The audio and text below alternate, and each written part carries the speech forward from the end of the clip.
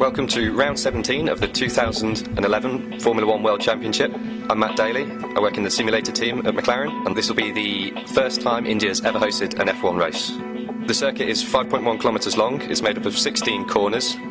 It's characterised mostly by the long straights and tight corners of Sector 1, and by the fast chicanes and the long turn 10 and 11 of Sectors 2 and 3. Getting a new circuit together in the simulator is one of the biggest challenges and one of the most rewarding aspects of working in the simulator team. New additions to the simulator track models are normally much easier to do when the circuit's ready in plenty of time. We can get a good survey, we can get lots of photos, and that helps us to make sure that things are as accurate as possible for when the test and race drivers come in to do their prep work.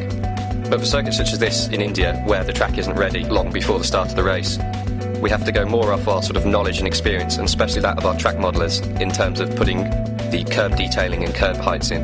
Things like track bumpiness are complete unknown and may play a big part in setup work on Friday at the track.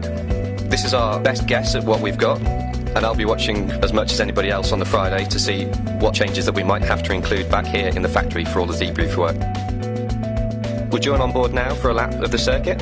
As we come down the main straight, big grandstand on the left-hand side and the new pit buildings on the right. It's the braking zone for turn 1. This is a second gear corner, 110 kilometres an hour. Turn 3 will be very interesting for the drivers, with a very blind apex hairpin coming onto a very long back straight.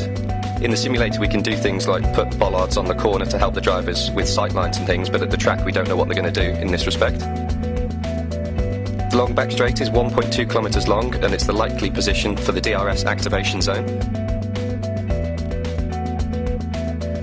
Coming into turn 4, it's a second gear 90 kilometres per hour corner that opens out with a beautiful downhill view of most of the circuit.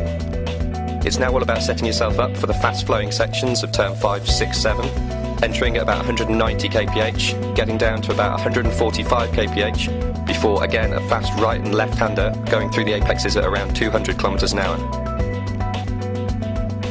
Turn 10 and 11 is a 230 degree right hand corner. The car will be laterally loaded for something like 8 to 9 seconds, and it's likely to be the big front left tyre killer. Turn 13 and 14 is another fast chicane, entering at about 200 kilometres an hour, and a blind apex turn 15.